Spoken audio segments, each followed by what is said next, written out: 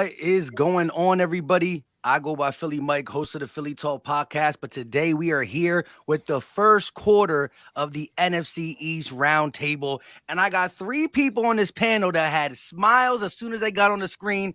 There was one person that, I'm glad he showed up. It's a little rough right now in Commander Land, but we all going to talk about it. Introduce yourselves. We'll start with a 3-1 team. With the 4-0 guy had to go first. You know what I mean? Then we'll start with one of the 3-1 teams. Let's go. Hey man, all the props in the world to Ed for coming on and listen. I'm not getting ahead of myself with the Giants. I still realize where we are in the process, but it's still exciting times to get off to the start we have, regardless of who we've beaten. Giants haven't been 3-1 in a really long time, so great start to the year. And now it's going to start to get really challenging. We got the Packers and then we got the Ravens before it hopefully lightens up a bit. But really excited for the start of the year and really excited to jump into the conversation tonight. Absolutely. Appreciate you brothers bringing me on. Yeah, man. Look, Cowboys is 3-1, but we're a week-to-week team. You know what I'm saying? We got work to do. We got the real bar is the Super Bowl champs coming in. You know what I'm saying? We still got a team in flux, got plenty of players still hurt. So, you know what I'm saying? I'm going to take each victory and appreciate it. But as I've been doing the last couple of weeks, we celebrate for a day. And after we do this roundtable, we back to work. You know what I'm saying? No time to celebrate about the Commanders all week. That was fun, but we got work to do. You know what I'm saying? Let's do it. Yeah.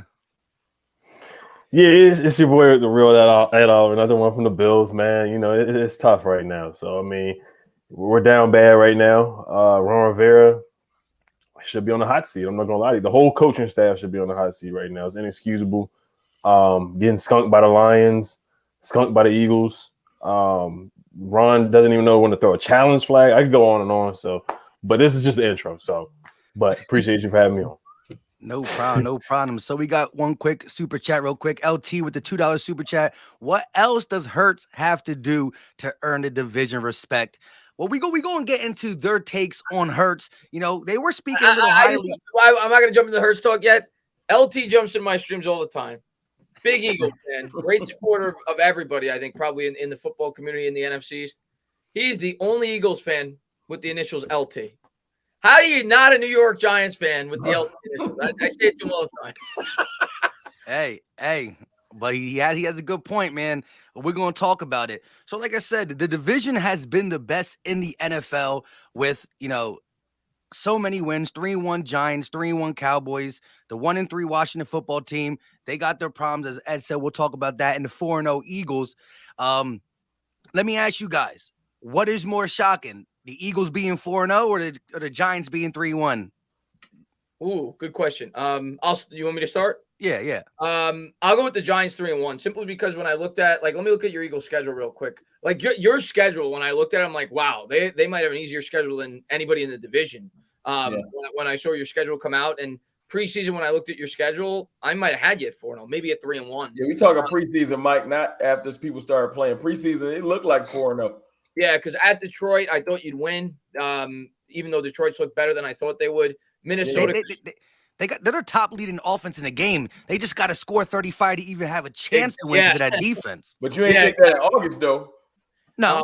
I'll say this, Mike. When I looked at your schedule before the year started, I probably thought 3-1 with actually the possibility of being 4-0. For the Giants, I actually thought we'd start 2-2 because I looked at Chicago as a win and I looked at Carolina as a win before the year started.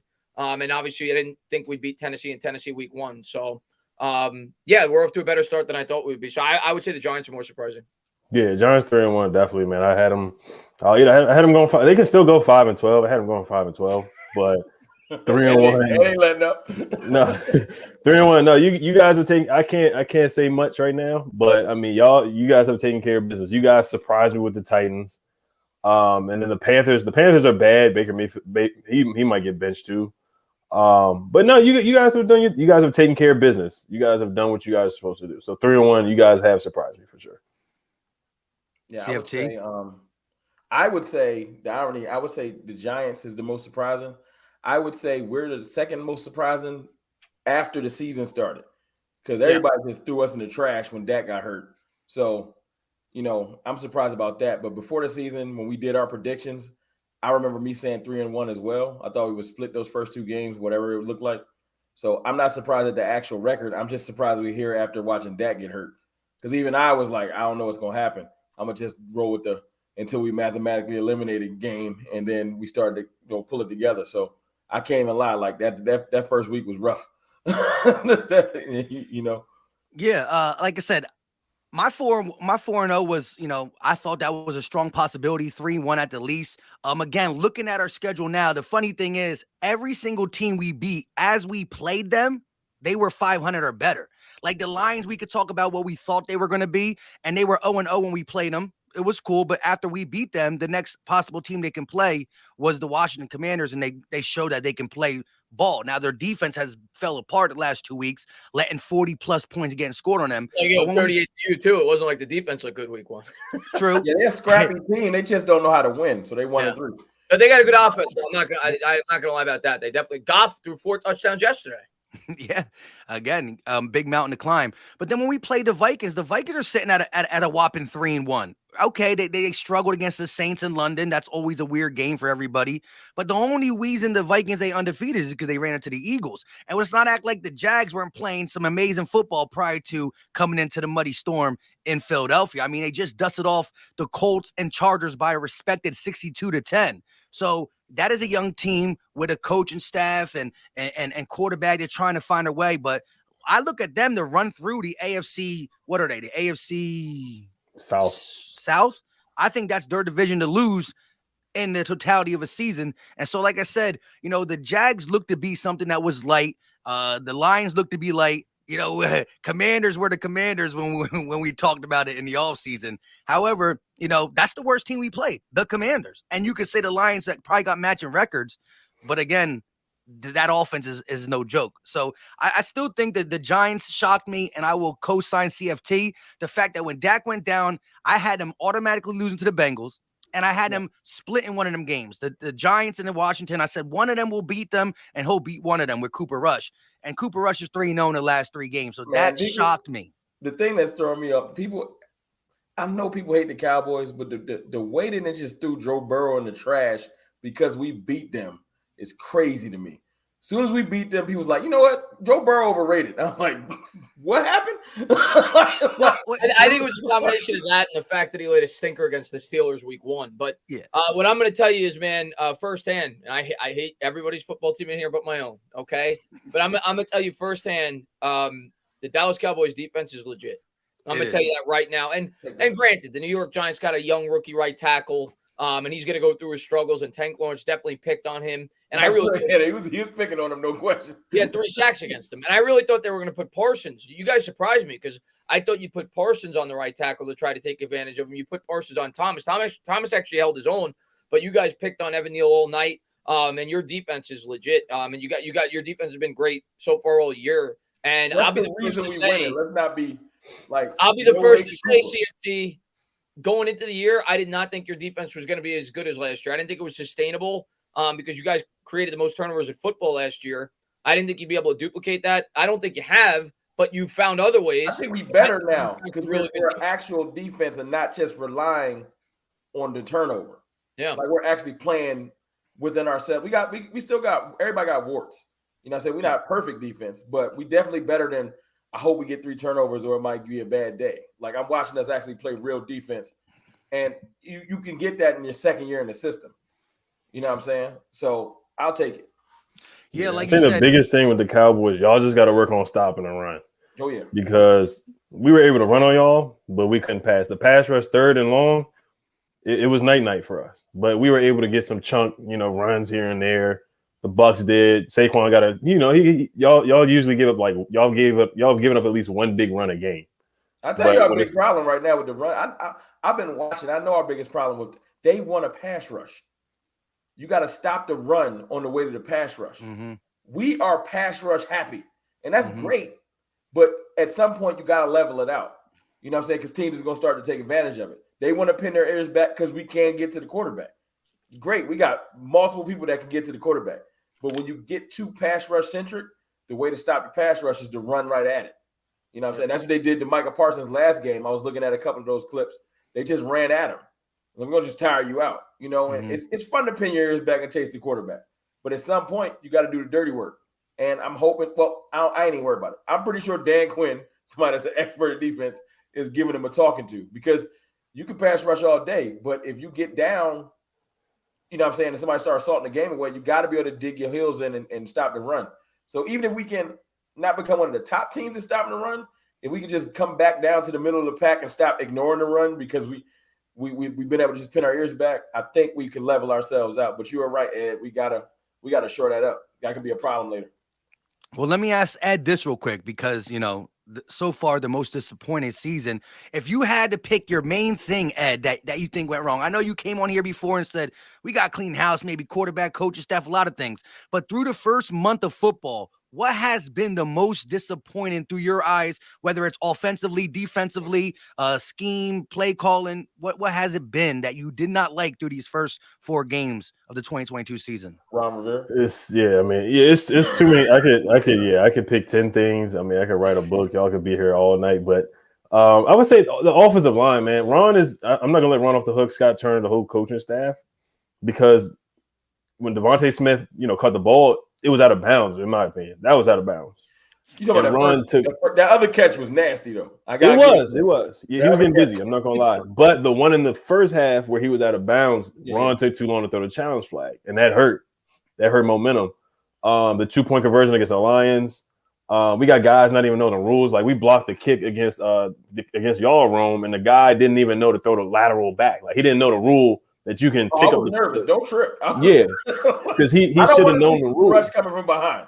I've been he blocked your extra point, and he was supposed to run it back and lateral. He didn't even know the rules. So coaching has been a problem this year, all the way around. But I would say offensive line, man. If Carson's not protected, man, he likes to hold onto the ball way too long. If he doesn't get 3 or 4 seconds back there, he's gonna get sacked against the Eagles. We dropping back. They got like 8 sacks against you guys or something like that. It's a little 9-piece. It was 9. But the offensive line has been awful, man. Like, Ron has signed Comanthers, former Panthers. That's all he wants to sign is guys like that. He let Brandon Sheriff walk. He let Eric Flowers walk. We don't have any depth, man. Like, our offensive line it's probably the worst offensive line in the NFL right now. I'm not even lying to you. So Carson Wentz with a bad offensive line is a recipe for a disaster, because he's gotten slower. He's gotten older. He can't move like he used to.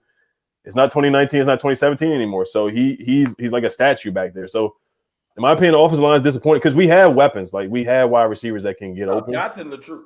Yeah, Dotson's good. But if you don't have time to get in the football, then, Wentz is good. He's going to turn into a pumpkin.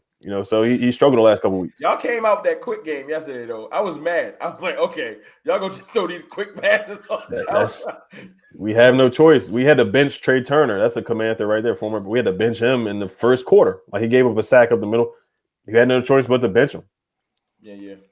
Yeah, real quick, shout out to Derek Henderson with the $5 super chat. He said, "Hey, Rome, I told you week 2 we would hold teams to below 20 all year. I was right. I was wrong about Micah's 6 sacks. We lit, though." And I can't say the other one is against my religion to say that hashtag thing. Yeah, he can say it for you real quick, but I can't. I told them I wanted our defense to build, and I was just good with holding teams into the mid-20s.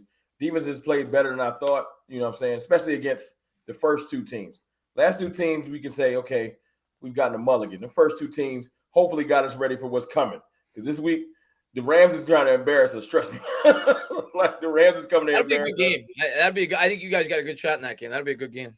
If they do what they did the first game and let the pass rush eat, we good. Because I'm not even worried about Cam Akers. I'm not worried about the Rams running game, to be honest with you. No disrespect to them. But Sean McVay's a genius. If anyone can scheme a game up, it's Sean McVay. So we can't come out there. Luckily, though, I've already heard people saying, "Hey, man, Cowboys gonna get blown out. We play better when we can disrespect it." So I don't know. The Rams this year, and I still respect the Rams, and I definitely think they're gonna hit their stride. But so far for me, and maybe that'll change tonight, but so far for me, the Rams just haven't looked like I thought they would. And they're gonna be playing you on short rest because they're playing tonight as well. So I think that'll be a closer game than some people may think. When I get off here, I'm definitely doing some scouting. Look, I ain't the best at watching tape, so that y'all don't clown me, but I'll be doing what I can. I'm definitely doing some scouting tonight, taking some notes. Yeah, so I want to ask you guys now. We heard that. Let's just start with this so we can kind of get our thoughts of how we feel before we start breaking down the rest of the NFC East and blah, blah, blah. So we'll start with you, Entertainer. What is your most surprising thing that is on the good side that you didn't think it would be that good this early in your young Giants season? And then give us something about each opponent. So what surprised you from the Eagles, the Cowboys? And I mean, I don't really know what's surprising with Washington. I mean, it's a good. I'm gonna be honest. I haven't seen a whole lot of Washington, if I'm being completely honest with you. But obviously, they've been disappointing so far. As far as the Giants goes, I think the defense has been the pleasant surprise for me. And I was excited for Wink. Don't get me wrong. Like, I knew he was going to bring an aggressive approach.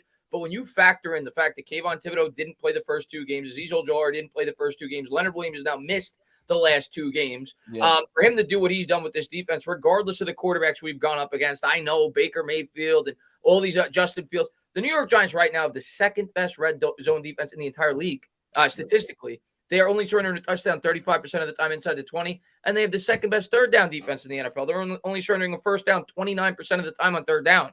So the New York Giants defense, to me, has been much better thus far. Now, it's going to get a lot more challenging. Now we got Aaron Rodgers, we got Lamar Jackson coming up the next 2 weeks, but so far, it's got to be the defense and what Wink's been able to do with the pieces. He's been a mastermind so far with this defense, especially with a lot of the guys that we've had out. So that's definitely got to be the pleasant surprise. The obvious one, and it's not a surprise to me, I said it all offseason, Saquon Barkley is back. You know, I drafted him in a bunch of leagues too. I got him in 2 of my 3 leagues. Saquon been balling. People call me a homer on Twitter all offseason. I said Saquon's going to have 2,000 scrimmage yards. Saquon Barkley, I'm going to continue to say it. People like to say running backs don't matter, blah, blah, blah, blah, blah. He's not I don't even want to label him a running back. He is a playmaker. He is a difference maker, and he's shown it this year. He's been incredible. And if it was a 4-game season, he'd be in the top 4 or 5 for MVP, because without Saquon Barkley, we're an 0-4 football team. That's how important he's been to the New York Giants. So he's been incredible, but the surprise to me has been on the defensive side of the ball. In terms of the rest of your teams, I mean, I said it earlier for the Cowboys, it's got to be their overall defense. I think this year they're a much better defense than they were last year. Last year, I thought they had a lot of holes in that defense, and they made up for it by creating as many turnovers as they did. This year, they look like a legit, very good defense, and they've gone up against some pretty good offenses, right? The Bucs included in that. I know they haven't looked great so far this year, but I got to give the Cowboys their props. I didn't think their defense would look as good as it has so far. The Eagles, I mean, I'll be honest. You go back and look at the original pod. I had you guys winning the division this year. I had you guys winning at least 11 or 12 games once I saw your schedule. And I think you guys are strong where it matters the most. You're really strong at the offensive line. You're really strong at the defensive line. But I knew that going in. Your secondary is really good. I might even go as far to say that your secondary is a little bit better than I thought it would be. Thank you for Bradbury. Thank you for Bradbury, by the way. Bradbury's been great for you guys. You had to pick 6 week 1, and I know he's been playing really well for you guys. And that's the ball Batman. That's the ball Batman. Yeah, I see his PFF. Y'all need Batman. Yeah, I mean, I'm not even surprised about Hurts. Like, I thought Hurts would have a really good year because he is handed a situation from heaven. You guys have a great offensive line. You add A.J. Brown, Devontae. You know what I'm going to say? And I have not watched a ton of Eagles games. I've watched 2, I think, maybe 1.5. From what I've seen, Devontae Smith is a lot better than I thought he was. I'll say that. Devontae Smith he might be your best wide receiver. Some of the catches that I've seen him make, he might be better than A.J. Brown. So I'll go with him. He's my biggest surprise. Devontae Smith on your football team this year. All right. And before we let Ed go, I want Ed to give us the surprises of the NFC East, since, you know, he really only got the poo-poo on his team. Real quick, shout out to Tyrone Brooks with the $2 super chat. LOL. Mike said a little 9-piece. I mean, it was something light, but it did catapult us to first in sacks in the NFL. You know, we have 16. 9 of them things came against Carson Wentz. Can't wait to play him in Philly. We were there. Listen, it was a home game. I was there with Philly Sport Trips. We came out 1,100 deep. We filled it all up. We were 1,100 deep, and it was a lot of green over there. Shout out to Mr. Ronnie P with the $5 super chat. If the Cowboys win, quarterback controversy is in full effect. No way Jerry would interrupt the flow, right? What's your take on that, CFT? For me, I got the perfect take on that. I can't really lose. You guys, I don't know if y'all watch my show or anything like that, but I don't get mad when we lose or when we win. Like, I don't care who the quarterback is. So you're not like, if Cooper Rush keep winning and Dak don't come back, you think I'm gonna be walking around sad? Does that not say Dak on it or Cowboys? You don't root for the player, you root for the team. I root for my team. Now, if Dak comes back and plays well, I'm still not gonna be sad. I can't lose. If Dak comes back and they put Cooper back in and we start winning again, I'm gonna be sad. Like the controversy and the outrage is for Max Kellerman and people that they trying to find the best way to get under our skin, and they can do that to weak-minded Cowboys fans. But if I wake up and we 7-1 because Cooper Rush won't lose, you think I'm gonna be sad? Hold on. The Eagles are in that area. The Eagles are in that area. That's my point. So look, we play the Rams and the Eagles the next 2 weeks, right? So I can't really lose. No hate to Cooper Rush, but if he comes back down to earth, this whole narrative dies. Mm-hmm. If he keeps balling, I get to talk trash. If Dak comes back and plays well, I get to talk trash. You just want one of your quarterbacks to play well. I don't care. But I know people want me to care. I just want, my big thing, Mike, because we've done this show plenty of times now. You ain't never heard me. I know y'all got this thing where y'all think everybody hate Jalen Hurts. You ain't never hear that out of me. I told you that y'all was going to be good last year. I ain't tell you it was going to be trash this year. I just said we was going to win the division. I didn't say y'all was going to win 3 games. I ain't never hated on Jalen Hurts. I just said he can't beat us. I be seeing them running back tweets, though. We got a running back for quarterback. Yeah, because y'all always talking trash. You want me to just be quiet? No.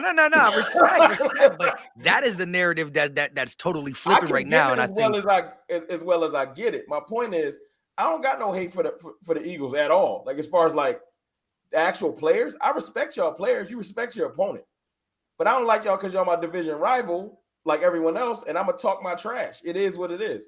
But as far as like the Cooper Rush thing, I know everybody want me to be sad. You know what would have really been heartbreaking if Cooper Rush was trash and we was on here 1-3. No disrespect. Hey, man. No disrespect. Listen.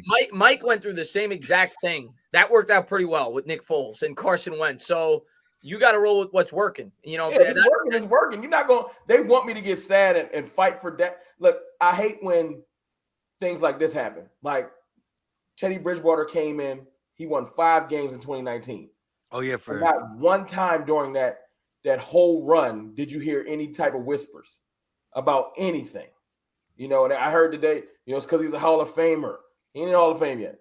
It's because he got a ring. Mike McCarthy got a ring. Don't nobody care about that. Like, people pick and choose when to throw stuff on the table when it, reinforces their argument. At the end of the day, Cooper Rush has been playing great. But let's not trip about the fact that we had the number 1 offense last year, and we have the 27th offense right now. I know everybody likes to say it's not a huge gap. Yeah, the number 1 offense and the 27th ranked offense, we're averaging like 1 to 2 touchdowns a game. Let's not get confused at what you're seeing because it's funny. Now, y'all can keep running with y'all jokes because that's what y'all got to do. It's in your contract. But I know the truth. I know who's carrying this team, and it's the thing that Entertainer was talking about. It's our defense. It's not even Cooper Rush came out yesterday after the game and said, hey, the defense is winning the games. He said it himself. I got the clip loaded for my next video. Well, yeah, that's the thing, though. But the thing is, you just don't want your quarterback to lose the games. And I don't think Cooper Rush has done that. And I don't think Dak. My whole take is I don't care who's the guy that goes, but I think that if the defense is holding the team, what is it? Like, what are y'all holding to, like 12 points a game, something like that? I mean, a lot of quarterbacks are going to get it done if that's all they got to score. You know what I mean? What's the best thing about this? This is the perfect scenario for the media or Dak haters. They can talk trash about Dak, and he can't. The football, you can be down for a week, come back, and redeem yourself. His hand's been tied behind his back since week 1. Everybody keep leaning on, but he was trash in the first half. He was trash before, and he can't fight back because he can't play right now. So I've been just chilling. I don't know if you noticed, I'm not even going to have that argument because for people to ignore the fact that Dak ain't never had a losing season as a starting quarterback, they acting like 3 wins or 4 wins can equate to that. Like it's an argument that I refuse to have because it's stupid. But you know what I think is interesting is, with all the reporting coming out, Dak is going to be making a decision between this week and next week to be on the up and up to maybe, get that firm grip approved. So he got a doctor's appointment tomorrow. He's not playing this week. So I know how this works. So the earliest is against the Eagles. He's going to play versus y'all because that's the box office. And if he don't win, y'all will get y'all controversy because people are going to trip. But I will tell you this. I don't care about the controversy. And I tell Cowboys fans this because this is like, there's literally Cowboys fans out there that are rooting for Dak to play bad. I've been watching it swelling. Like they're gonna put on green jerseys that week. We They don't do go not through care. that, man. We Yeah, go down. I can't stand that stuff. Oh, you're gonna see it, Mike, 3 years from now. You'll be right here complaining about your fan because you think that Jalen Hurts can play his way out of this hate, and he can't. It ain't nothing he can do. He can win an MVP and a Super Bowl. There's gonna be some people that refuse. They're gonna wait for the first pick in the game after he win the Super Bowl. If he do, knock on wood, and they're gonna hate on him because haters, people that are dug in on people like that, they just gonna hate. My thing is this though. My satisfaction is gonna come from this. Either the Cowboys fans are gonna appreciate Dak, or in a year and a half, he gonna walk.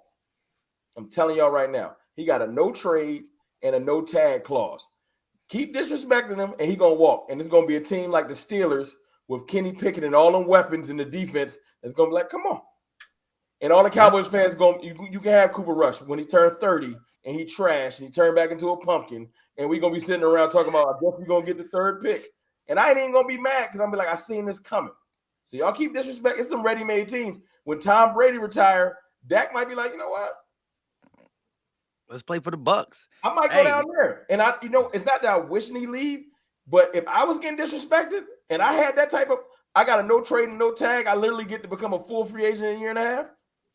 Okay, y'all keep disrespecting me because when in a league with Geno Smith starting, I got a job waiting for me. That won't have a job. He won't be a free agent for 10 minutes. There's definitely a couple quarterbacks out there just holding a spot until a team can do Ed will something. be like, you know what? All that stuff I used to say. Come on home, big dog. There was a lot of Commanders fans that wanted Dak and free. That's how down bad we've been. Kirk Cousins was our best quarterback in the past. RG3 was the best quarterback we had. That 1 year was nice with RG3. Yeah. So I mean, but go ahead, Ed. Tell us your shockers of the Giants, Eagles, and Cowboys. What one thing that just stood out to you that you didn't really see translate in the way you thought it would translate? Yeah, I mean, I seen a clip where Cooper Rush threw the ball to Jerry Jones in training camp, and he's looked good. I mean, he's looked good. I'm not gonna lie, he was cooking us. William Jackson was awful, and Kendall Fuller was awful. Noah Brown, man, he impressed me too. He's like y'all third receiver, and he stepped up when guys have been out.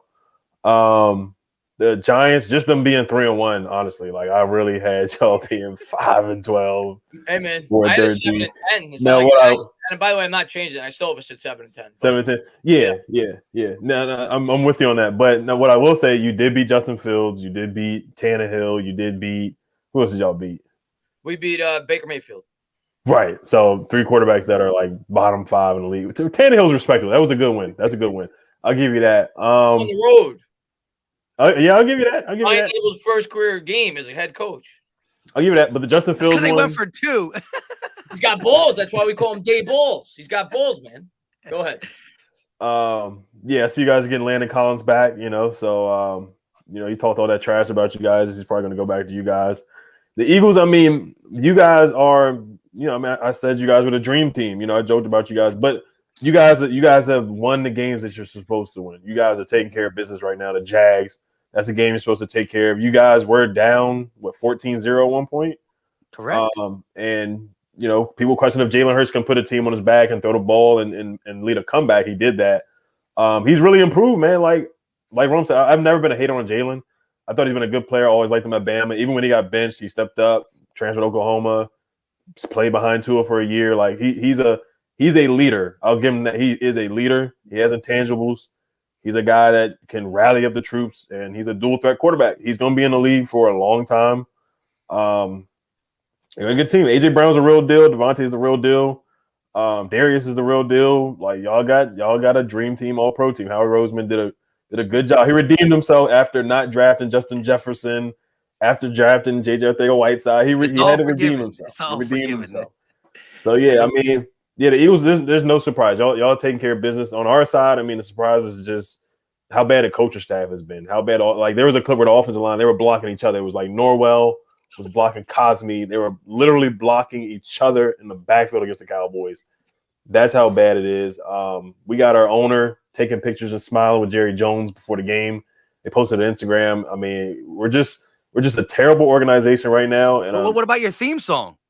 with the left hand. You know, it's actually not that bad. It's not that bad. People have been joking it, but it's really not that bad. It's actually not that. And you know what? It's that bad. It's not. And you know what? If we were 4-0, I bet you people would be like, oh, okay, they probably like it. But since we're 1-3 and we're just a trash organization, of course they're gonna be like it's trash. But I bet you. Hand up. There you go. There you go. You know, finish it off.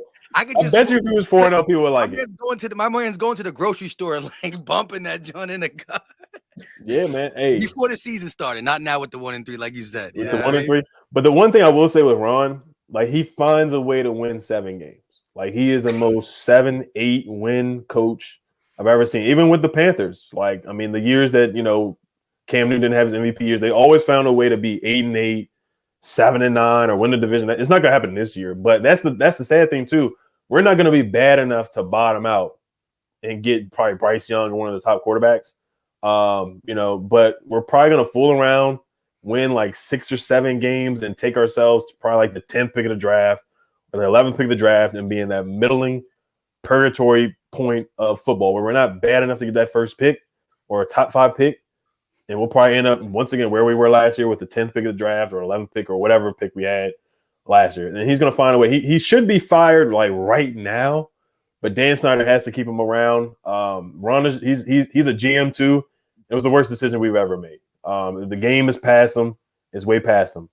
Same thing with Jack Del Rio. Same thing with Scott Turner. We got weapons and we can't even get the ball down the field. So I'm ready to move on. You know, Chase Young's supposed to be coming back pretty soon. Brian Robinson, but it's honestly like, you know, are those guys even going to make a difference? They're probably not, to be honest with you. So it's embarrassing. I said in my video, it's embarrassing right now. We got embarrassed by the Lions. We got embarrassed by the Eagles. But you know, we got the Titans and the Bears. So I mean, we'll see what happens. Try to turn that around a little bit real quick. Shout out to Nick Reeder. He said Bills might go after Barkley. Would you take a first, Entertainer? Yeah, that's like a popular question that everybody has now. That's a great trade. Yeah, no, it is. It is. And before the year started, people were saying half the Giants fan base that hates Saquon Barkley before the year started. Now all of a sudden everybody loves him. He's the most popular person on earth. Do you really want to pay him though? I'm gonna get into it. But half the Giants fan base was willing to trade this guy for like a 4th round pick before the year started because they're like, he's a running back. We're probably not going to be willing to pay him. Yada yada yada yada yada. I am not even entertaining a trade right now unless I'm getting a 1st round pick. That's the God's honest truth. That's how good he's playing. Now, if I get a 1st round pick, if you're Joe Shane, then you got to question it. You got to say, is this guy going to be in the long-term interest of this football team? What's his market going to be? And am I willing to match it? I don't know what his market's going to be. As good of a year as he may have, still has an injury history, right? The guy had an ACL tear. So I don't know what his market's going to be. But what I'll say is this. I do think there's a reason to bring him back. The reason is simple. If the Giants plan to replace Daniel Jones, which I don't know if they do or don't, I think it's going to depend on how the team finishes, where we're picking in the draft. Look at this New York Giants football team right now. We're all complaining about the weapons. We have no wide receivers. Kadarius Toney, I started calling the injury report. What's going on with him? I started calling the injury report every week, Toney report, because the guy can't get on the field. Every week, this guy's hurt. Every week. He was hurt every week in college. He's been hurt every week since he's been in the NFL. Kenny Golladay is not worth 72 cents, let alone $72 million. That is the worst signing in New York Giants history. And Wan'Dale Robinson hasn't played it down yet, for the most part, in a New York Giants uniform. So we're all complaining about the weapons. So now, what's your strategy going to be if you're drafting a quarterback? You're going to trade up to get that guy and then trade away the only weapon we have to be able to set that quarterback up for some kind of success to start his career when we don't have a ton of cap space to begin with? So it's a very interesting situation with the New York Giants. My personal opinion has been from the start of the season, before the year started with Saquon Barkley. As I told you earlier, I thought he was going to have a huge season before the year stared. I think there is a way I would bring him back. I'm not giving him a Zeke deal, though. I'm not giving him 6 years. I'm not doing that. And I don't think any team in the league is going to. With Zeke. But if somebody's willing to do that, unfortunately, you're going to have to let him walk. But do I foresee a scenario where you could give him a 4-year deal with the ability to get it after 3 years? Yeah, because I think you could convince yourself that he could be a really integral part of this team in the upbringing of a young quarterback, similar to what Todd Gurley was for Goff, similar to what Marshawn Lynch was for Russell Wilson, similar to what Tiki Barber was for Eli Manning at the beginning of his career. So I that's my outlook if I'm the GM of the New York Giants. We don't have weapons to begin with. So if I can get this guy back, I'll be willing to give him $15 million a year if it's 4 years with the ability to get it after 3. I'm not committing past that. So that's my outlook on Barkley. If I get a 1st round pick, though, I have to seriously entertain making that move. Yeah. There you go. Shout out to AM with the $2 super chat. Hurts is elite. Wish that could be said about our quarterback. Listen, I love everything Hurts has done. I'm not sure whose squad you're repping to say that you wish your quarterback was elite. I'm not sure if Probably it's Giants. Cowboys, Washington, or Giants. I mean, it can't be anything but the Cowboys, or maybe it's the Giants. Well, no, Ayub hates the Daniel Cowboys. Jones. My quarterback Ayub top hates 100. Daniel Jones. He's a Giants fan. He hates Daniel Jones. All right, well, that makes sense. My quarterback top 100, Mike. Let's not act like you forgot about that list. That's less than a month old. Yeah, but that was for the 2021 season. That's you real. know what I mean? It's I ain't real, seen though. top 100 It's play real, so though. far in the world. Hey, you know what I mean? It's real, though. It's real. You know, now you're right. Ignore it, but it's real. He was a top 100 player in 2021 and thus far has had a struggling season. No, he's had three a struggling quarters. game and he hasn't been able to play. That has been his season. Context matters, Mike. It do. I know. His season has been limited to 3.5 quarters. Because he got hurt and you taking advantage of it. That's That like challenging Eagles a guy in a wheelchair to a foot race, but it's cool. Listen, I want him back. Cool. Y'all can challenge him to a foot race because our quarterback's hurt right now. That's cool. I want him healthy for week 6 because I don't want no excuses. No excuses. That Eagles do with the $5 banger. He's a CFT. You think Jerry wants to bring Dak back against us the way we've been hitting quarterbacks? What's your take on that? It's about selling tickets. That's not even a hard. Yes, he do. Yes, that's box office. You think Jerry won't hold him out one more week? So do they can have that build up for the Eagles game? That'll be the highest rated game this season. Yes, he gonna hold that. Yes. If Dak comes back, that's gonna be that's a storyline. Yeah, a real owner would say, "No, I'm not playing Dak. I'm bringing him back for the Bears." Jerry Jones do not care. He is about that money. Yes, he don't care if Dak hand broke still. You playing versus the Eagles. That's prime time, right? Prime time. Trust me. Prime time in Philly for the first game. And look, here's the thing, though. Like I said, the whole narrative that's already out there about, should they stick with Cooper Rush, that could die this week when you play the Rams. If the Rams come in and show Cooper Rush is a backup, like say your defense has an okay game and now Cooper Rush is forced to score 23, 24. Say you limit him to like 20, you let him score 24 and he can't get past 20. Well, then boom, that comes back. It's still a primetime game. It's his first game back. How does the hand feel? But actually, Mike, you should be rooting for Cooper Rush to play well. Because if Cooper Rush plays trash, this whole narrative of Dak's going to have this pressure on him because Cooper Rush been playing so good, that dies. If Cooper Rush plays bad this week, you don't get to rib him all week going into the Eagles game because it ain't going to matter what he do versus the Eagles because we still ain't going to be able to throw Rush back out there because he's going to be to kill that. You need to be a Cowboys fan this week because if Cooper Rush plays bad this week, it dies. So that's why I'm telling you, I'm in a win-win. If Cooper Rush plays horrible this week and comes back down to earth, that can play bad next week. It ain't going to matter. Yeah, but you know what? You know what matters to me? None of that stuff. I want both of them to play bad. I want you to lose both games. Bro, I'm not tripping. I don't know if you see my defense and the rest of my schedule, but the quarterbacks on my schedule, they ain't ready for what we got. That pass rush is legit. All that run game stuff, that's great. Somebody got to throw the ball. We're going to terrorize the rest of the schedule. I'm not tripping at all. They can roll me out there at quarterback. We're going to terrorize these for the rest of the – I'm telling you. All right, we about to see. We about to see. Your defense is legit. It's what's been carrying you through these first games just off the defense, period. Hey, we going to see. We already won 3. 3 again.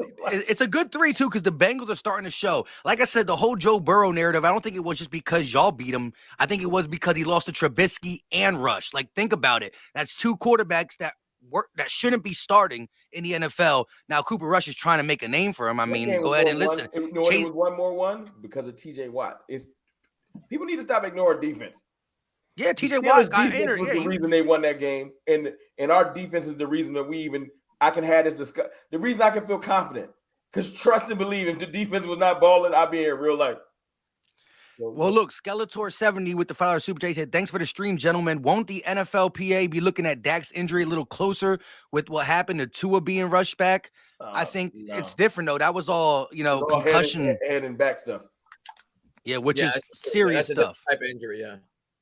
For sure. Real quick, another super chat from Shizzo. Flex with the $5 banger. Hey, Mike, we getting Will Anderson with that Saints pick. The NFC East is about to be in shambles after we go on this run and take the best player in the draft. That's the crazy thing.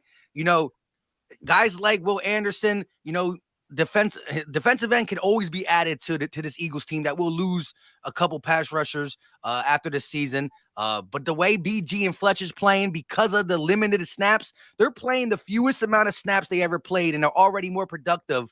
The last time we seen BG and Fletch together, which was not last year, it was the year before, they've been more productive through 4 games, cutting their snaps in half because of what we got with Jordan Davis, because of Milton Williams taking a step up, playing some good ball. Even our 5th-round pick, Marlon T's been getting pressures and the rotation with Hargrave and stuff. So BG and Fletch are playing the smallest amount of snaps they've been playing in years, and they both got 3 sacks apiece in the first 4 weeks. Can I say something? Go ahead. I want to say my little things I've seen about each team. Go ahead, you're up. I want to say about Washington. Ed, I told you that Howell was going to get his shot. He going to get his shot. I said that before the season started in our roundtable. I said Howell is going to get his shot. Now, I don't know if he's going to be a beast or not, but I said earlier, Howell's going to get a shot because I like what he looked like in the preseason. Remember, I said that. That's no hate. He should now. I mean, the offense is you got to run behind this all. You got to be able to be mobile. You got to be able to run around this all. So he might get killed, but he can run though. He's faster than what you think. And y'all will get Robinson back. I know unfortunately he got shot. Yeah, got shot. Yeah. So you know what I'm saying. Luckily, it wasn't like career ending. He's supposed to play this year. So you know what I'm saying. He's about to be back pretty soon. So we call him. Glad he's good. 50 Cent the way he bounced back. It wasn't like Plaxico Burress, but y'all might be more of a spoilers team later in the year if y'all don't. You know what I'm saying? Because it's still early. You know what I'm saying? So, but as far as about the Giants, one thing I did say earlier, I said I liked Daboll before the season started. Yeah, I said I liked him, and I ain't like him this much. I ain't know he was gonna be 3-1, but Daboll is a great coach, and I think the one thing he's been doing for the Giants is flipping the culture. Yeah, y'all believe. Y'all not walking around like I don't know. Like they believe they can win every game, and that's dangerous. What's really struck me about Daboll and just the overall coaching staff in general, specifically the first 2 games, and this is the sign of a good coaching staff. And as Giants fans, we haven't been used to this, so we're not used to what good coaching is, right? Because Pat Shurmur wasn't getting it done, Joe Judge didn't get it done, even though he made everybody a believer. The halftime adjustments have been incredible by the New York Giants. I mean, before this week, we haven't scored. We finally scored our first half touchdown this past week against the Bears. But the switch that they flipped at halftime on both sides of the ball has been ridiculous. Against the Titans, week 1, it really showed. And to me, that's the sign of a coach. And the one thing that really stands out to you about Daboll is how much he believes in this football team. And even if he doesn't, because maybe in the back of his head, he may not believe in some of the players on this team, he makes them believe that he believes in them. And I think that's what a really good head coach does. And it makes the players want to play a lot harder for him. So, so far, so great with Daboll. Even if we only win 6 or 7 games, I'm very optimistic about our head coach right now. I agree with you. Y'all fell in love with Joe Judge, too. We did. I remember that. No, but I ain't gonna lie. Like, it looked different. And that's no hate. It looked different. And I'll give you one more kudos, too, Ed. Y'all got some pieces that's legit. Because from what I saw, y'all D tackles still are heck to deal with. They still heck to deal with. We couldn't move the ball. We couldn't run the ball for nothing. So y'all D tackle still legit. Y'all ain't just completely barren. You just need a new coach. I told you Ron was fool's gold. You know what? I think you should get. You know what you should get? You should get the guy from the Patriots. Ooh. Yeah, Bill Belichick guy. I don't know. I don't know if I can go that route, man. I don't know. Look at Joe Judge. If they say Joe Judge there, I'm they said Joe Judge here. It's a wrap. I'm taking a year off. On 17. They're going to go completely Washington. He can do it on 3rd and 9. He's excellent. Yeah. We would go 0-17. We'd be doing a quarterback sneak on 3rd and 9 like you guys did against us. That was wild. We'd be worse than what we are now. I don't know how it's hard to be worse than what we are right now, but we would find a way with Joe Judge. I'll give my flowers to the Eagles one time. You know what I'm saying? I haven't been hating on the Eagles as far as the actual players. You never heard me actually just say that certain people. I'll say something like I'll take Diggs over Slay, but I don't call Slay trash. So what's your biggest surprise of this Eagles team thus far? Undefeated status. The biggest surprise, I would say, because I want to be serious about it. No jokes, all jokes aside. I think the biggest surprise is the defense. Yeah, I respect the defense, no question.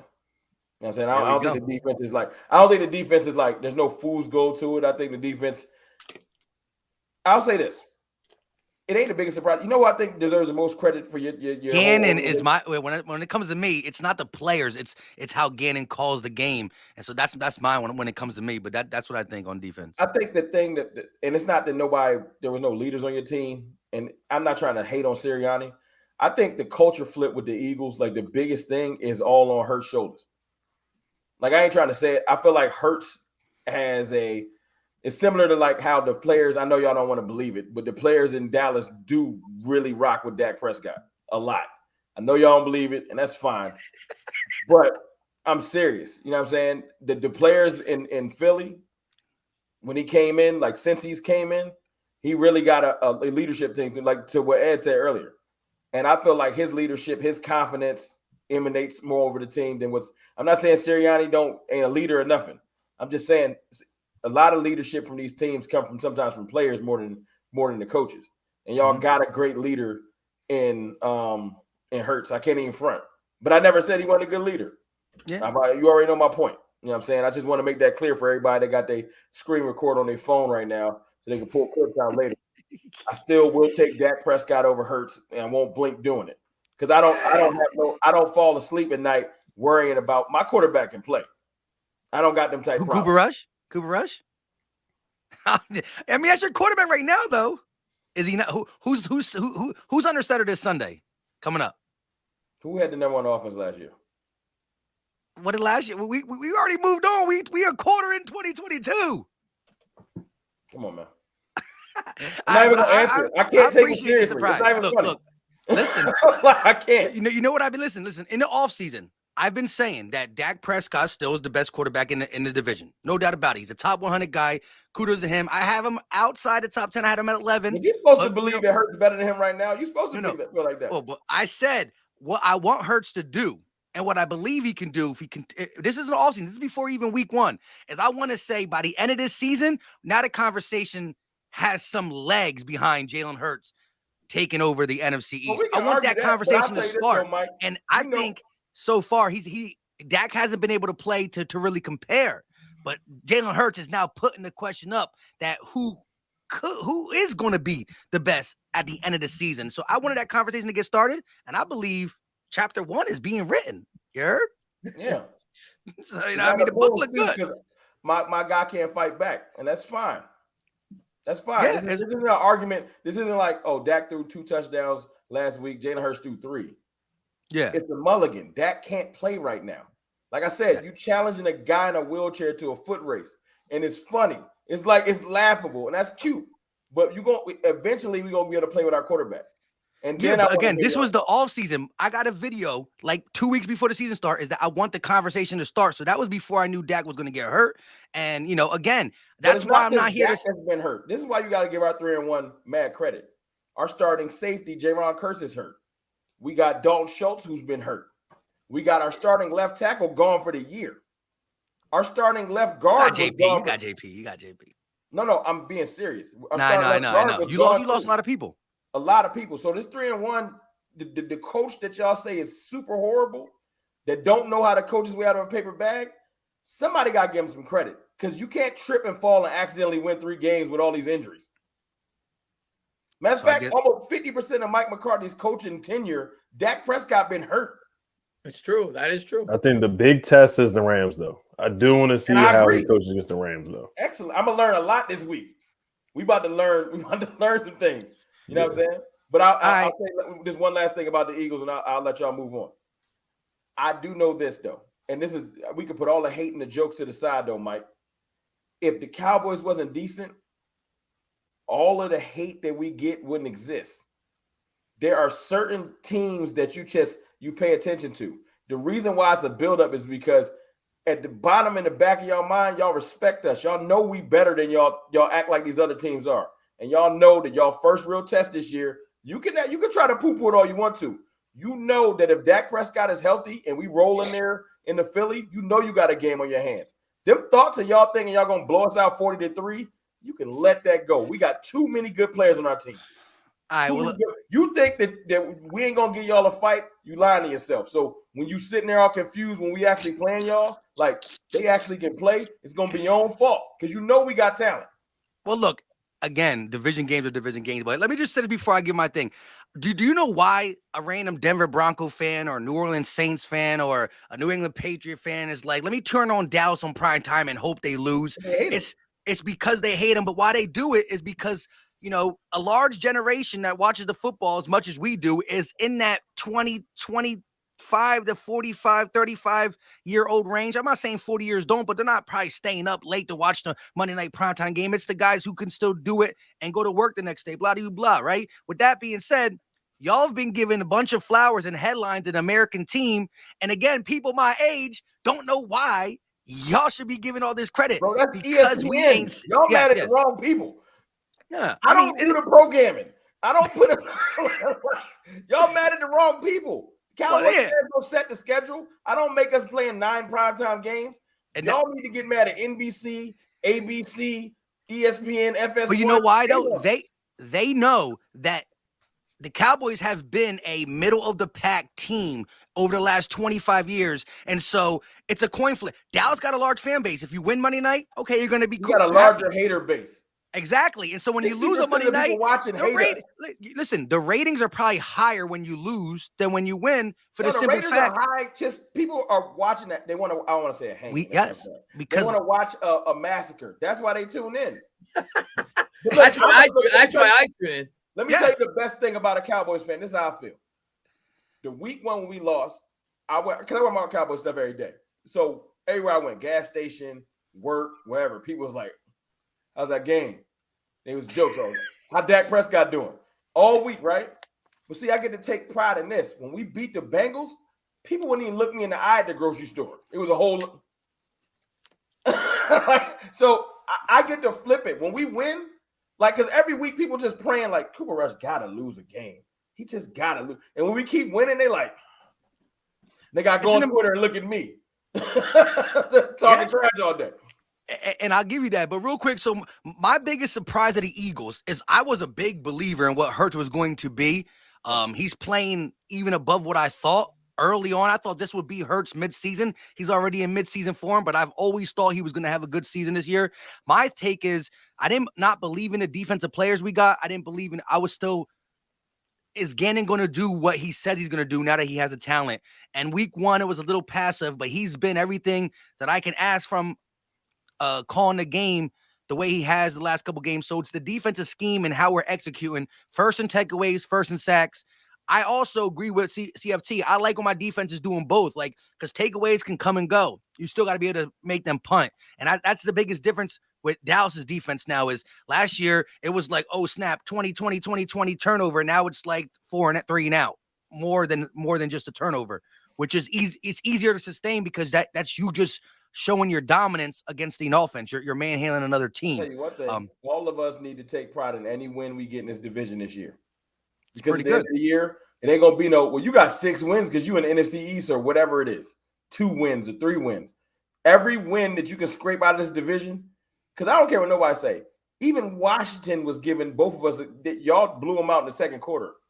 But I think it's more so mental. I feel like Washington checked out. When y'all start sacking Wentz, they just checked out. But I do feel like every team, like that Giants win for us wasn't easy. Y'all seen it. You know what I'm saying? So you got to earn these. Day ball is not going, like, I used to be like, oh, I got a Giants game or I got a Washington game. Nah, like you're going to have to earn these wins. And I already know it's going to be a battle when we play y'all. So at the end of the year, when people be like, well, you won 9 games, but 3 of them was NFC East. Nah, every last win count now because you got to work for these wins in this division. It's Washington eventually going to get right because they ain't going to have no choice. Yeah. You know what I'm saying? It's what Ron Rivera does. He always bounces back. He's going to find a way to win 7. He's a November guy. Yeah, well, I mean, like if the worst team in your division is 7 wins, that means everybody else is higher up, so it's pretty good. But real quick, my biggest shock of the Giants, I want to say the defense too, but I just think that the way Saquon is just the way he bounced back is surprising to me because I didn't think his workload would be this heavy, but that's all they got. So, I mean, Saquon has been winning me fantasy games off the grip because I have Russell West. The thing that's so impressive about Saquon, and listen, Jones doesn't have a chance. They know that. That's why they have to use Saquon the way in which they have, because none of their receivers are healthy. None of them. And their offensive line is a mess because, they have a rookie on the right side, even though Neal looked a lot better this week, but we didn't throw a whole lot. But knowing that, the opposing defense is knowing that Saquon's going to get the ball, for him to still do what he's doing, to me, shows you, I think he's the most talented. I'll say it, call me biased. I think he's the most talented running back in the National Football League. They know exactly what we're going to do. And he doesn't have a good offensive line, and he's still doing it. Yeah. And he's doing it against good defenses. So, Dallas, good defense. Tennessee's a good defense. The Bears are even a pretty good defense. So he's incredible. If y'all receivers start acting right, y'all might be a little bit of a problem. Yeah, because that defense. Well, I'm gonna tell you, man. If Saquon keeps playing the way he is, Daniel Jones' legs are gonna be a problem. Because if you have to overcommit to stop Saquon Barkley, you've already seen it. Jones got 200 yards rushing now. I know. You know what? It's that quarterback's the draw. Well, the bootleg was rolling this week, working this week. But the more attention the defense have to pay on Saquon, that's going to leave Daniel Jones that lane to go off and run. I'm going to tell you, man, if Jones can stay healthy this year, I wouldn't be shocked if he runs for 700 or 800 yards because they're going to overcommit to Saquon. And the Giants have already shown Jones has 200 yards rushing. They're not going to be shy to let him run with the football. You know what I can finally say? Because a lot of people try to label us, we got a running first quarterback. Yeah. I can honestly say that is a running first quarterback right now.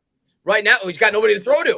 So they got no choice but to make him a running first quarterback. Yeah, y'all got to look. I don't know like I said, I don't know what's going on with Tony. Y'all, he need, you know what I'm saying? Or Galladay, really. What's up with Galladay? Galladay is the biggest letdown because the season he had with the Lions, like he was a hot commodity. Listen, a lot of teams got lucky that y'all paid him so much because teams were coming for him, and oh my God, the Bengals wanted him. But Galladay is completely healthy. He has been beaten out by David Sills. David Sills has beaten out. I'm not even using him as a possession receiver. He's playing special teams now too, right? He's a gunner now too. Right? I don't know. He's gotten some snaps. But now I'm messing with you, but he might be on special teams. I don't know. He's not even going to play this week. He's hurt, but I mean, it matters. Do you think y'all could ever move him? How many years left? We're going to cut him after this year. Just eat it. Yeah, it's going to cost us a lot of money, but it still saves us 6 or 7 against next year's cap. He doesn't fit the scheme that we're running. Yeah, if he's not doing nothing, might as well cut him. We're going to cut him and save the 6 or 7 million. We're cutting him. Yeah, he's garbage. Yeah, so my thing is Saquon Barkley with you, the defense with Dallas, the different way their defense is still being dominant.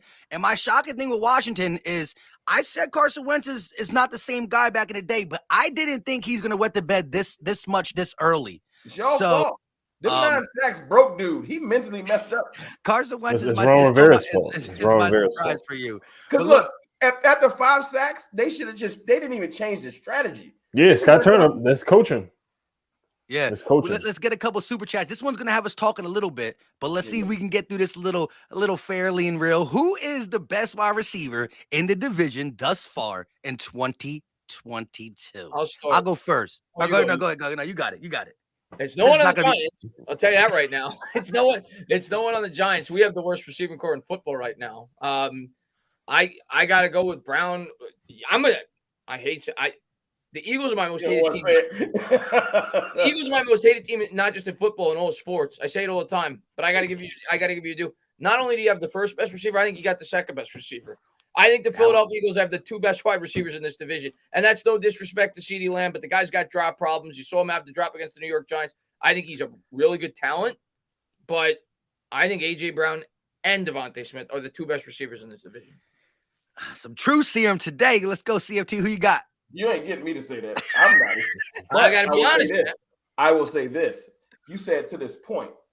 And if it's to this point, the way you phrase the question, very smart way to word it. To this point, statistically wise, it's A.J. Brown and it's Devontae Smith. But I'm not tripping because CeeDee Lamb dealing with quarterback movement and starting to get his feeling back. I know you didn't see him the last couple of weeks because I know you watch, Mike. And I know you see one hand catch was nice. I know you look at CeeDee Lamb like he might can play a little bit. I have him on one of my fantasies. You know what I'm saying? Yesterday, the week before, CeeDee Lamb is going to be just fine. So I would love for y'all to stay sleeping on him. And look, yesterday, as Ed this, the one thing I was worried about was Michael Gallup is, did he lose a step? Oh, no. He was getting behind people all day yesterday, getting pulled on the shoulder. So I said, oh, Michael Gallup can still take it vertical? That's all I needed to see, because I can send you a nice little highlight clip if you forgot how Michael Gallup give it up. He get down real nice. I will say I should have given Terry McLaurin a mention as well. I still think he's a great receiver. Yeah, so I'm going out. If you want to go statistically right now, Mike, you can have it. I can't argue, especially with me dealing with my backup quarterback. You want me to argue receiving stats? That's fine. We could argue defense all day though. You want to switch over to the defensive side of the ball, but right now, statistically, for everybody with their phones recording, statistically, it's the Eagles. But as far as me, which one though? AJ Brown, right? Huh? AJ Brown. No, who's the best receiver in the division so far? AJ Brown? CeeDee Lamb. What? Go ahead. Ed, who you got? Who you got? That's what you get. if we get just pure, I'll go with my guy Terry. But so far, AJ Brown, he's been a dog, man. Like corners know where he's going. He's still like that Lions game. Like that first game was like he went off that game, and then Devontae went off. CD was competing for it, but yeah, the drops have hurt him. If he would have just basically caught everything, or at least 90% of his catches, he'd definitely be in the conversation. Terry's not in the conversation this year. He has it. Yeah, he just, it's on the offensive line. It's on Wentz. There's some other factors into it. So, Ed, if this is a race, I got plenty of games. The way CD been playing the last couple games, you ain't going to just be able to ignore CD Lamb, Mike, all you want to. No. Listen, he came on strong. He's came on strong, but let me just say this though: there's only, and this is a fact. This is a stat that one of the bigger Eagle not content creators, but Twitter accounts picked up. They did credit me for it, but AJ Brown is the only wide receiver in the NFL to have 5+ catches each game and over 65 yards. So yes, he has his 100-yard. He has 200-yard games or a 195-yard game, but he's Mr. Consistent where he's going to have his 5 catches automatically and over 65+ yards. The only one to do that, and he does have 404 yards, third in the NFL, behind Kupp and Diggs. And Kupp. Jahan Dotson leads the league in touchdowns right now. 4 touchdowns. A rookie. And he went offensive rookie of the week too. So he's on his way. But he's good. He's good. But yeah, AJ Brown got it right now. I got something for you, Mike. PFF, your favorite site. 11 plays of 15+ yards. First in the league. CD Lamb. 11 plays of 15+ yards. Check. All right, but I guarantee you. Now look, if you look at the league, you can't ignore him, Mike. You tried to, but he around. Okay. Well, let's stay with your PFF. If you look on PFF right now, AJ Brown is also the third greatest highest wide receiver. So that's in totality. So, okay, he doesn't have more 15-yard plays than CeeDee Lamb, but he's still graded higher according to your Bible. I know he started off slow, but this is a marathon. It ain't a sprint. I'm telling you, holla at me in November when he put more of these games together. You're going to be like, all right, I can't ignore CeeDee Lamb no more. I bet you one thing. I bet you both your receivers won't finish with more yards than CeeDee Lamb. I will be the mediator here. I'll take either one of your weapons. Yeah, there you go. But look, again, we going to know. But listen, AJ Brown's going to have more yards than CeeDee Lamb for sure, and it's going to happen. You think Devontae Smith will? He'll get 1,000. CeeDee Lamb had 1,100 last year, and he going to get Listen, all I'm saying is, CeeDee Lamb came off to a rough start. He's playing better, but AJ Brown is he's just getting started too. So, like I said, we had a mud bowl last week. 210 yards rushing, still got him 100 yards off like 5 catches, 95. But it is what it is. Look, what I can say about this is CeeDee Lamb is very talented. Terry McLaurin is talented. He's just in a crappy situation right now. Him and Dotson got it bad. But I'm telling you, AJ Brown. Can't lie about that right now. And so far, AJ Brown is playing better than he's ever played in Tennessee. And the biggest narrative was who cares if you got AJ Brown? Who's throwing him the ball? By the way, I got to chat. There's not many Giants fans in here. Next time we're going to connect my channel so we get more Giants fans in here. I see Authentics in here. My guy, Lil Mars, a Giants fan. He's got a Barkley profile picture. He keeps saying it. I got to mention it. You guys bring up PFF. And there's not much I could brag about with the Giants, especially in recent years. Andrew Thomas, he got destroyed after his first year. They said he was the biggest bust of all the tackles in the first round. Not only is he the highest rated tackle in all of football on that site you just mentioned on PFF, he's higher by 8 points on the next highest tackle. Rashawn Slater's 84, Andrew Thomas 92, and Slater hasn't played. I think Slater's only played 2 games. Andrew Thomas is the best left tackle in the NFL, and not just NFC fans, NFL fans got to start realizing. All right, he gave Micah all he wanted. Trust me, I remember. Here we go. And I'm going to tell you what, Ed, even he remembers his rookie year against Chase Young. He held him in check. Ed won't admit it, but he did. No, I can show you the clip where he hit that spin move on Andrew Thomas. He got right past him. He's like, that one clip. They played 67 snaps, but that one clip, he beat him. Nah, that's all it takes. Shout out to Jose. He said, "Panel was money spent off season paying off now." I believe so. The Eagles signings. I'm saying the Eagles signings. Oh, all right. I was about to say we know the Cowboys. They were a little cheap on it. The Giants didn't do too much. A value mill. Yeah, all right. Here's what I'm gonna say, Jose. Absolutely, because we didn't spend a dime. Matter of fact, we got rid of all of our players that were making any money because Dave Gettleman left us in a cap situation from hell. You guys got our best player that we let go, James Bradbury. We're paying him the same amount to play for us. Yeah, so our money was spent great. I still don't know what that's about. We gave $28 million to Wentz. You know, that was our big offseason move. We played a bunch of former Panthers right now that are terrible. Andrew Norwell and Trey Turner. Our biggest offseason move, no jokes, all seriousness, we extended Dan Quinn. That's our biggest offseason move is Brian Dable and his coaching staff. So that listen, we sound the best. We just re-signed the best GM in football, Harry Roseman. So that go a long way too. I mean, he's showing you what he could do when he wants to put a roster together. Y'all ain't like him 2 years ago. Shout out to Shizzo. He said the Eagles are ranked in the top 5 of all categories on defense. We are. The only thing we're not ranked in is points. That's where the Cowboys beat us. We're 10th in points allowed. We have more turnovers than you. We have more sacks than you. We probably allow less yards than you, but you guys allow less points. We've also faced 2 better quarterbacks than y'all. We face the best offense in the league right now, the Lions. That's why our points are so high. 2 better quarterbacks. Give them the credit. Jared Goff and Burrow and Brady walk in the room. Let's not have this discussion. Okay, but statistically, they are do you know who the number 2 total offense is in the NFL? The Eagles. We were number 1 for 3 weeks, but Goff and the Lions took it over. Look, Bro, just because the team was bad so long, you got to give them the credit. That's a top offense in the game right now. Goff. But it's the top offense in the game for now. I'll give you that. Accumulated points. I'm talking about player for player, Mike. Let's not act crazy. What I'm telling you is the Detroit Lions, no matter how bad you do not want to hear it, has the top offense in the NFL through the first month of the season, and they score the most points. That ain't got nothing to do with my defense.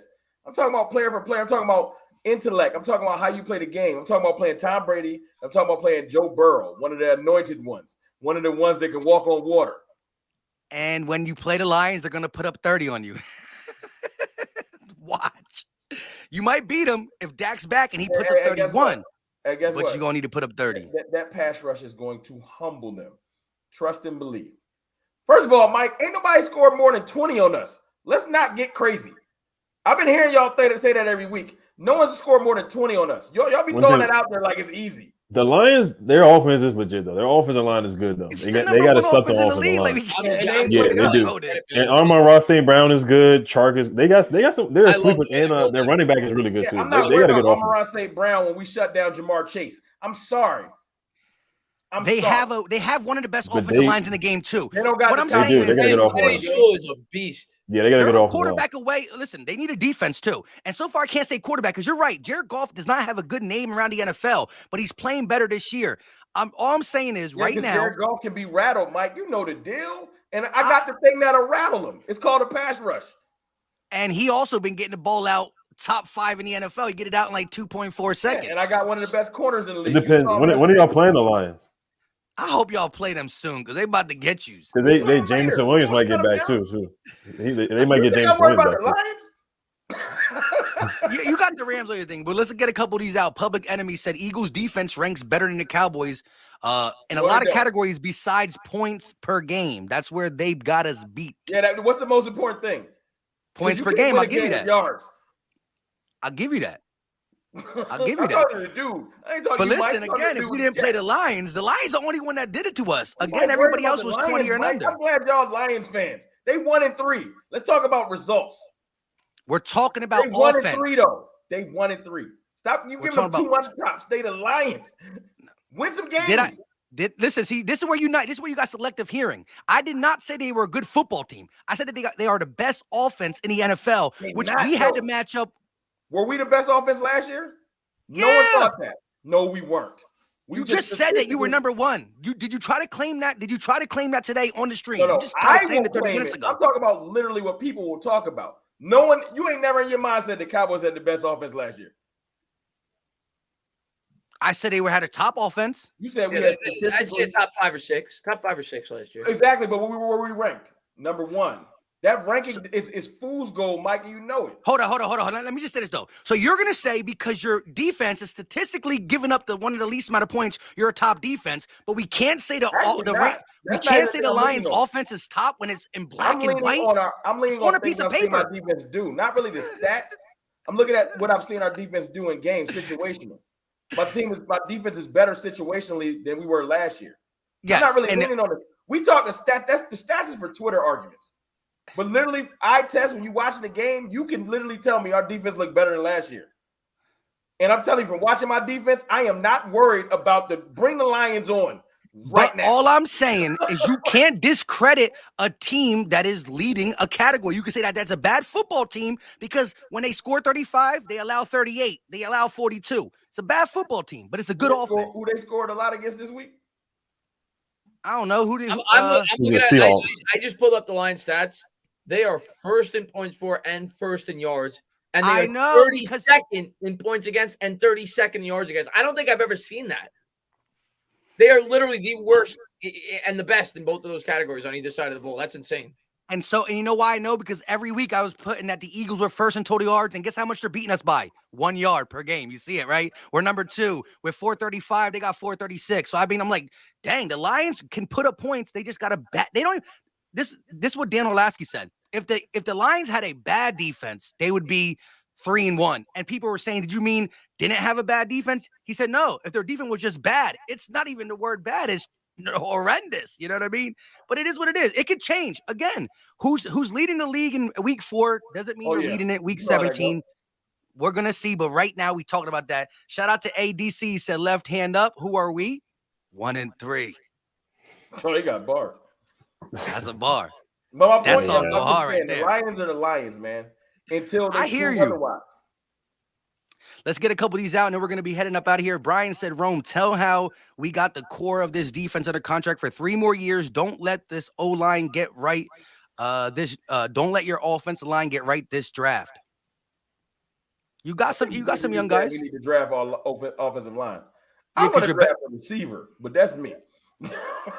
I want to. You've been wanting a receiver. You want a receiver like every year that you've been on YouTube. That's what I do. That's what I do. I'm going to tell you what. Usually, I'm the offensive line guy, and the Giants have done it. They got Evan Neal. They got Andrew Thomas. We got our tackles. But usually, I'm pounding the table for a first-round offensive lineman. I'm telling you right now, if we're not taking a quarterback next year, we better be taking a wide receiver. Giants need to take a playmaker for sure. Man, if we took George Pickens right now, I would be chilling. Yo, did you see that block he did? Yo, did you see that block that he? Because he had the little ACL thing, and I was like, take George Pickens. Now everybody like, oh, we probably should have took. I know we should have took George Pickens. He looked great.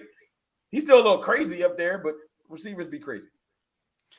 Yeah, shout out to Shizzo. He said, main cuz with the Dallas hat bragging about the defense, like we don't have a top 5 offense and a top 5 D. We lead the league in sacks, takeaways, and total defense. But the Cowboys do got us in points. That's where they definitely got us. But Brian said CFT let them know how we got. I told Mike, you gonna learn to respect us. Oh, he said that twice, I believe. We're almost down to the bottom, I think. Let me just see real quick. Before we get up out of here, because we're gonna get out of here really soon. I just want y'all to say we gotta bolt. Yeah. Jason said, the Eagles team hasn't forgot about how Dallas classically ran the score up on our backups last year. That is a motivation in itself. Yeah, man. Dak tried to throw them 5 touchdowns like he wasn't going against backups. So we got that in the back of our mind for sure. I'm super mad. I'm not worried about y'all. Be mad. Moreau said hurt season. Bird gang in the building. Shout out to LB with the hurt season, and it's definitely looking like that so far. We got a couple more. The Philly Ace said CFT is a typical Dallas fan. He isn't tripping. That's the problem. And why y'all been bums for over 25 years? Dak gets garbage yards. Jerry admits overpaying Dak. Did he? I don't know what he's talking. He's just making up. Aaron Jones came out, I don't think so. No way. When he first got his contract, he made comments that weren't exactly worded like that, but he was like, seen Jerry Jones every week. He says, he just talks every day. Mike Pence, no Cowboys fan listens to Jerry Jones. That's for ESPN and Stephen A. Smith. That's true. He does spiel a lot of stuff. But Kevin said to Ed, you think the Commander should go after Flores? I would hate that. No, I would consider it, but I think we need to go young, man. We need to go offensive guy. Man. You need to go. Yeah, we need to get an offensive, young, innovative guy. Look at Sean McVay. Look at Kevin O'Connell. Look at Mike McDaniel. Nick Sirianni. I'll throw you in there. Nick, all the young guys. Always work though. Look at Denver. They went off. Look, Denver had two people in there. They had Dan Quinn and they had. But he's old. He's old. My requirements. Denver should have took Dan Quinn. They were slipping. My requirements, you have to be under the age of 45. Ron Rivera is too old. He's way behind the game. Georgia's still under 45. Georgia. No, he's not. And he's an offensive guy. No, I can't. He was a special team coach, but yeah.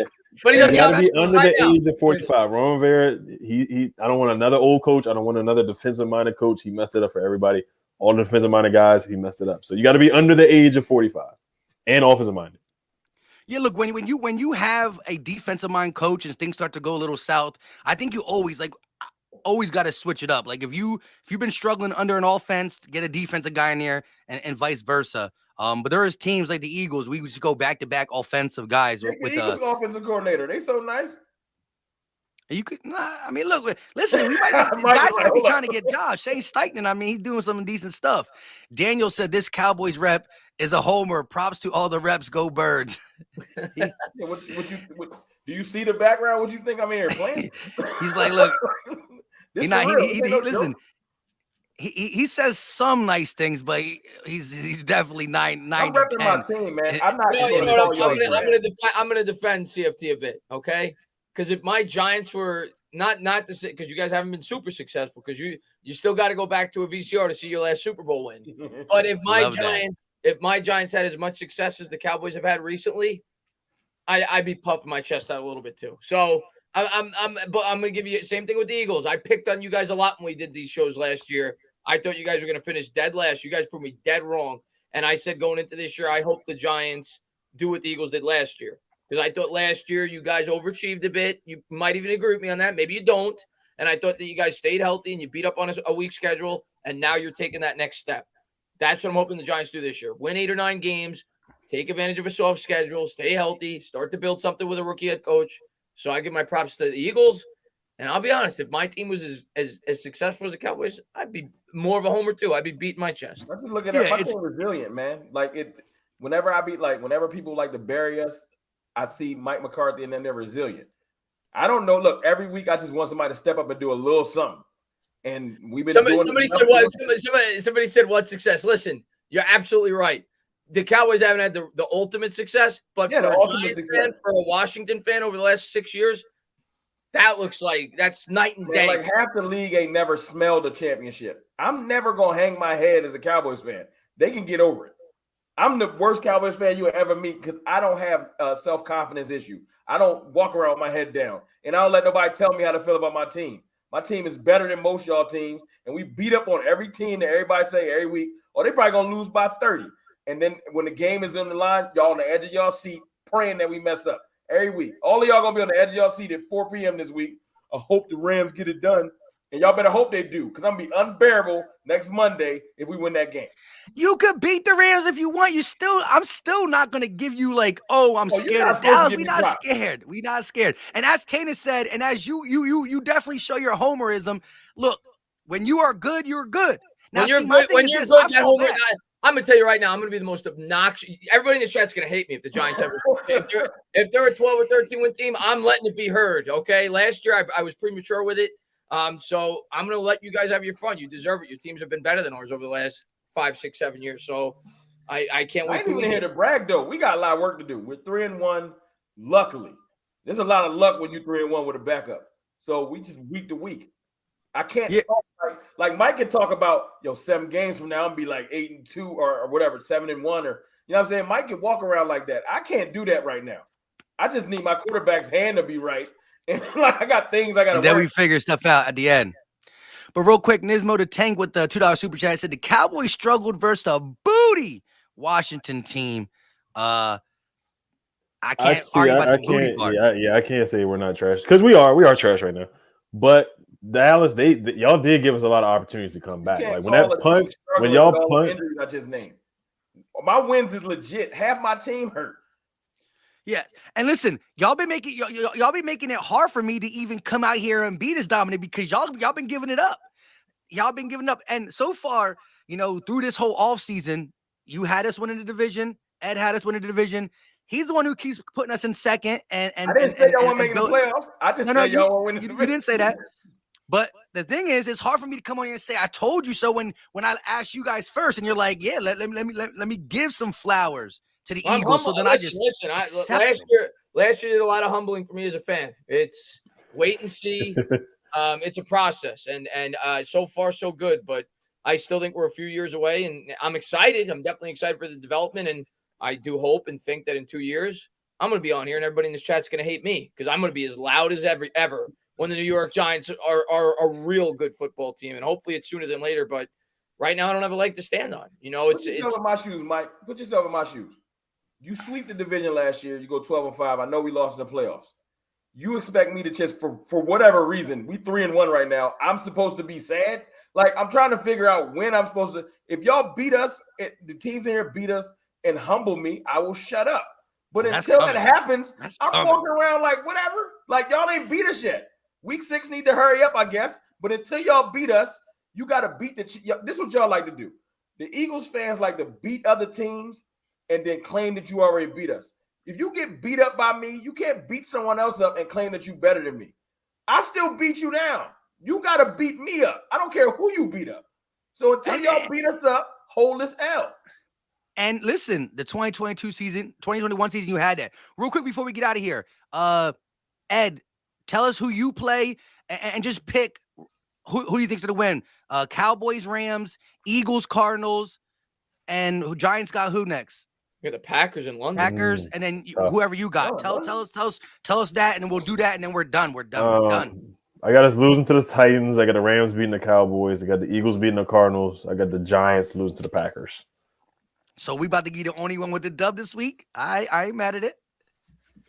And yeah, go ahead, entertainer. That y'all are the better team. I got Washington losing. I don't even remember who they play. Who are they playing? That was just funny. You try to clap back. Okay. See, y'all getting blown out. Okay, 30-3. Aaron Rodgers goes crazy. Okay. Let me take a quick. Aaron Rodgers goes crazy.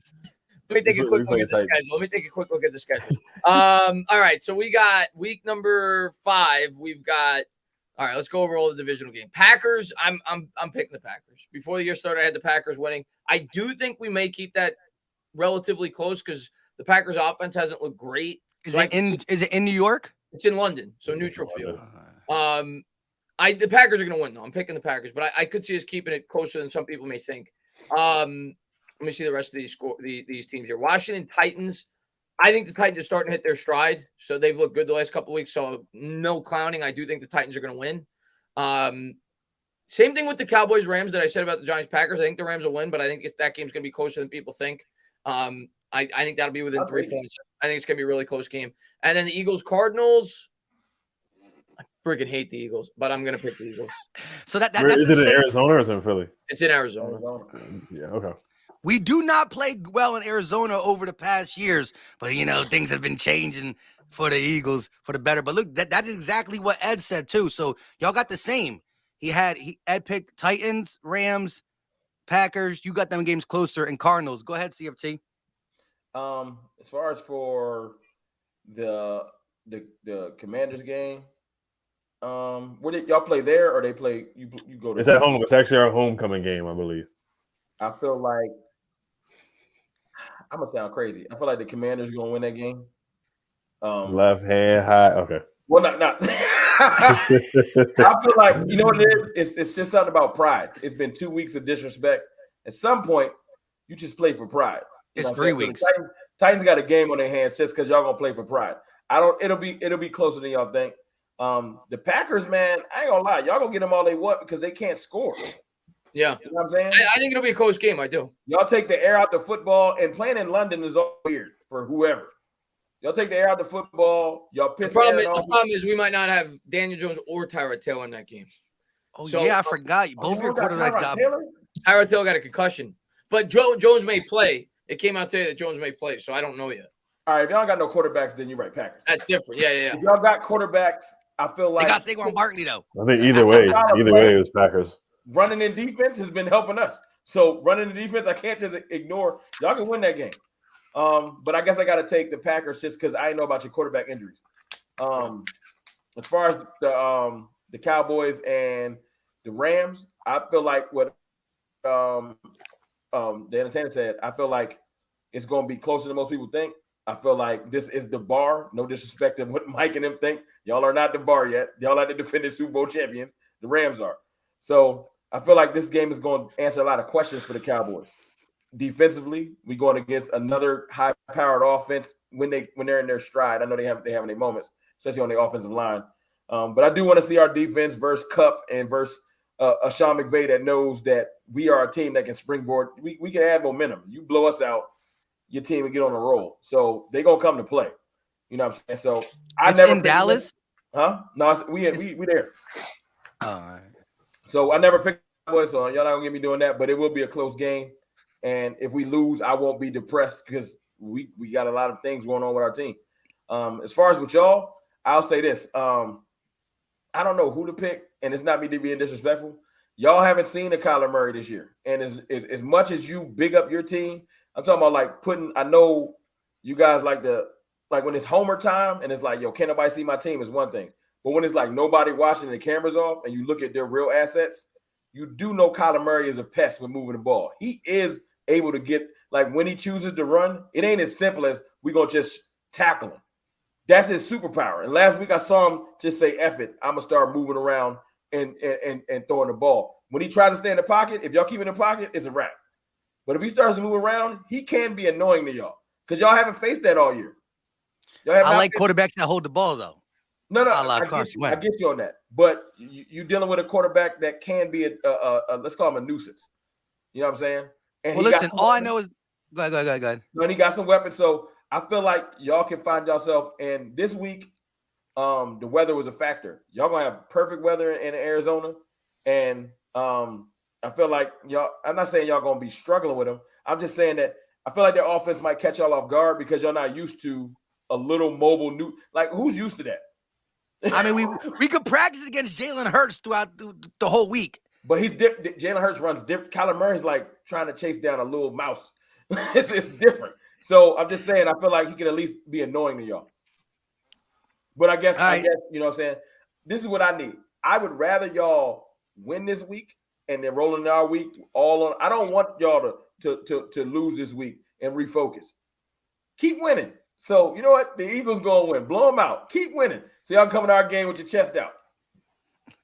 I mean, we did it 4 times in a row. Why not do it one more time? All I'm going to say is this. Look, I'm going to start with my team. Look, I think going to Arizona is going to be a little weird, but I got the Eagles winning. I don't think they're ready. I don't really like their coach. I think that he puts that. Yeah, I don't like him. I think he puts Kyler Murray in bad situations. I do have respect for Kyler Murray. I have him at like 12 or 13. He's behind Dak in my quarterback list. What? He's behind Dak. He's still in the team. Huh? He behind Rush too. Hey, listen, Rush. He's 3-0. But again, they don't have D-Hop still. I know they got Marquise Brown. I got the Eagles winning this one. We're ending this Arizona drought. Packers are going to beat the quarterbackless Giants just because it's going to be interesting to see what they do. I was saying, listen, you said it first, but 3 losses in a row is a lot. Washington won the first week. They beat the Jacksonville Jaguars. Jags played 2 games great. They played 3 games pretty bad. I think this is a game where it's just, it's either going to show that locker room's going to quit 100% on everybody there, or they're going to muscle win and just try to keep their head afloat, and then they're going to be teetering the rest of the season. So the Titans, AJ Brownless, and it shows. We beat the Titans, so it could happen. That is true. Yeah. That is true. Traylon Burks got hurt too, so I mean, it's a chance. It's a chance. Y'all know how Carson get down, because if he get hot and the Titans y'all go up on the Titans by like 14. Pull him. Don't let him play the fourth quarter. You can't fall behind. If you fall behind by 2 scores against the Titans, it's lights out, because Derrick Henry's going to run you into Derrick Henry. You gotta contain him. You gotta contain Derrick Henry. You think if you do lose, no jokes. If you do lose, you think Howell get to start next week? How long you think they give Wentz? Ron is old school, so he's gonna go with Heineke. He's not gonna put the rookie in there. He's an old school thinker, so he's gonna go with his guy Heineke. Heineke played with the Panthers too, so he's a Commander too. So. For real? Yeah, he did. Yeah, he played with the Panthers. That's crazy how he got that. You know what y'all gonna do? At this point, y'all gonna sign Cam. They've been saying that for the last 3 years, but it's never happened. So it's just not gonna happen. Him and Rivera, I think they low key got a little beef for some reason. Okay. We played them last year. They didn't want to talk to each other or something like that. But I would say Heineke, and then if it gets really bad because they don't want to, if he plays like 70% of the snaps, the 3rd round pick turns into a 2nd round pick, the trade that we made with the Colts. Yeah. So if it gets bad, then they're going to pull Wentz, and then it's going to be Heineke. And then by week 10, if we're like, 2-3-7, then you got to put Howard. You got to see what he can do. I want to see how, not because I want y'all to be nice, but he looked decent in the summer. He did. No, he looked good. I mean, he was throwing the ball downfield. He can run. He's mobile. So we need a mobile quarterback. Though. What about Carson? He was looking good. Carson, week 1, Carson looked good. I'll give him that. But ever since then, the Lions game, he was iffy. But the offensive line is not helping. The offensive line is trash. We need a running quarterback right now. Yeah, y'all broke Wentz mental. He messed up. Yeah, he's gonna be asking to be benched when y'all play us in Philly. But I do have y'all beating the Titans. The Rams, they about to let Cooper Rush know that you are a backup, bro. You're a backup. You're a backup. Listen, we saw Geno Smith get hot a couple times. I know about backups; they can only do it for about 2 or 3 games. You know better than Rush. Let's not trip. Your quota's caught up. Three's enough. Backup quarterbacks can't sustain. So I got the Rams bringing you down, forcing Dak to come back to Philly, and then it's about to be, we gonna talk about that. We gonna talk about that. It's gonna be a good trash talk week. So I got the Eagles and the One more thing, Mike. You said you got us winning. You got us winning and beating the Titans. We do play the Bears, who are one of the worst teams in the league right now. The Giants beat both of these teams. We could be. I'm not getting my hopes up. We could be 3-3. 3-3. We could be competitive again. I just don't believe in this coaching staff. If we had a solid coach, I would believe us. I would believe us in beating those 2 teams. But I have us losing to the Titans and beating the Bears. Look at it. My whole take goes: if you lose to the Titans, it's a rat. It's gonna be like the just that morale that you can't shake. Where then the Bears become it's. I think this is the game because 3 weeks in a row is bad. If you can't go 4th week, and so I do think whatever Wentz has left, whatever old riverboat Ron. Yeah, because after the Bears is the Packers, so we play the Titans, Bears, and Packers. So Packers is a loss in my opinion. So you got to win the next 2 games. The Packers. I want to say the Vikings, which is winnable, but it's going to be tough. Yeah, Vikings don't look as good as I thought they would. They're 3-1. Yeah, but they're beatable. They're beatable. Who you got to the Packers? I'm just trying to disrespect the Vikings. I think the Vikings, the Minnesota Vikings. No, even in their wins though, they've looked like to me. Hey, Mike. Cooper Rush started his win streak on the Vikings, so I'm definitely. Oh no! I'm sorry. We got the Colts. We got the Colts. They can beat the Colts. Yeah, they're a winnable game. It's a week. Okay, so my man about to be bumping the anthem. There you go.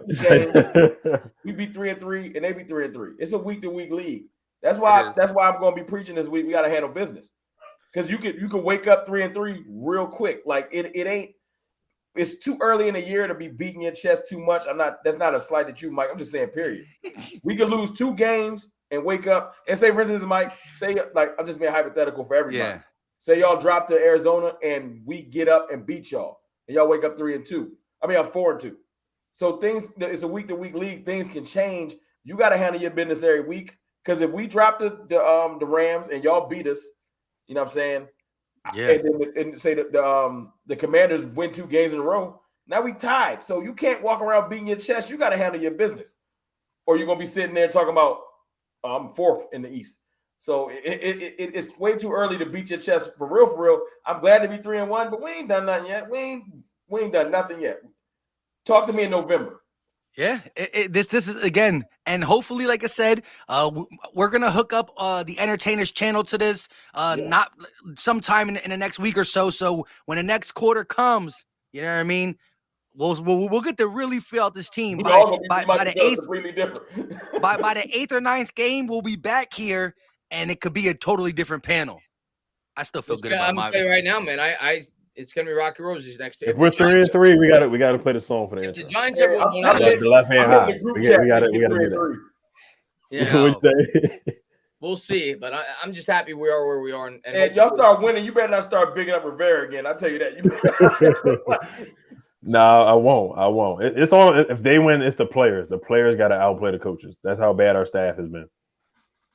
We'll see. And so far, like I said, minus the little the struggles early for Washington, this has been the best division in the NFC. We're carrying you, Washington, for now. So start picking up your weight. You know what I mean? We're carrying you. Best division in the NFL outside of Washington. Yeah, in the NFL so far. Thank you. It's not the NFC least anymore. Our name. Yeah. NFC Beast. I like the sound of that. With that being said, I appreciate everybody. Cowboy Nation, make sure you subscribe to CFT. Giants Nation, there's only a couple of you in here, but definitely you're here because of the entertainer for sure. Washington Nation, don't do nothing crazy. I mean, like, it's just football. Relax. It's all good. It's all good. Eagle Nation, hit the like button.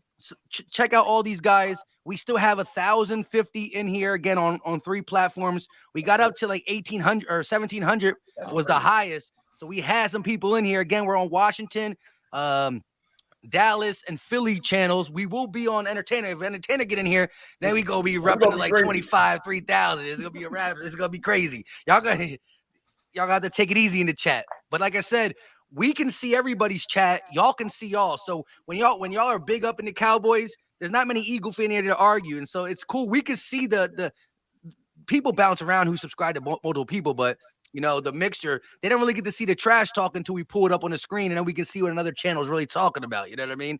But I appreciate all you guys. Yeah. Thank you. Yeah. First off, Ed, you're the man. I give you all the props in the world coming on. I know it's tough.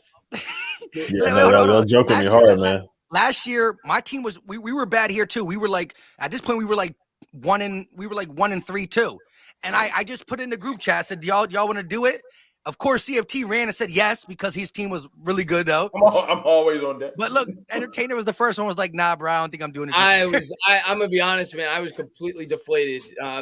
This year I wouldn't have been because I didn't have expectations going into the year. But I give Ed all the props in the world. I don't know what your expectations were going into the year, but this is tough coming on here.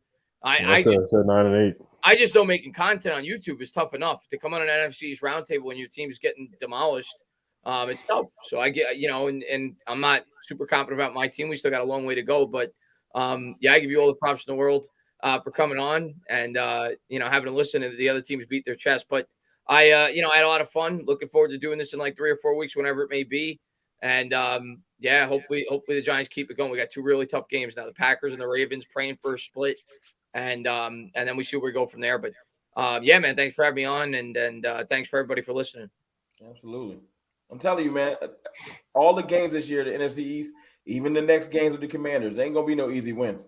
We're gonna have to work for all the wins in the division this year, whether y'all want to joke and take it seriously or not. But ain't no more easy win. Like when we play y'all Thanksgiving, Entertainer, I'm not looking forward to that because I feel like y'all gonna have your receiver thing figured out by then. I'll say this. I think as crazy as, and I'm not predicting a win. The Eagles look really good. I'm not taking anything away from them. But if I was an Eagles fan, I would have rather played, or any team in this division, I would have rather played the Giants at the beginning of the year because I think we will be a much better team in the second half because we're a young team. We're learning a new offense, a new defense. We play one of our games are the very last game of the season, right? Or no, that's the game before. I think the Giants, even though their record may not be as good in the second half because we played a lot of softer teams at the beginning, I think the Giants will be a better team in the last 8 games. So don't be surprised if we have an upset here or there in the second game of the year. Ed, you could take it out. You could take us out of here. You want to sing your song? If we if we win these 2 games, we get back on here. You're gonna have to play that for the intro. Go ahead and play the song. Listen, if we come back and you're right in the thick of things for either remember there's an extra playoff team too. Like I'm telling you, the last playoff spot is going to be close to 500. You can't be 500, but I think between 8 or 9 wins is going to get that last wild card spot. So you know what I mean, you could be raising your left hand up. We're about to see. Again, we'll be back 3 to 4 weeks, and we're going to really know about the statuses of these teams. Until next time, y'all know what time it is. Hit the like. It's free. It's like saying thank you for the YouTube content creators. We out. Peace.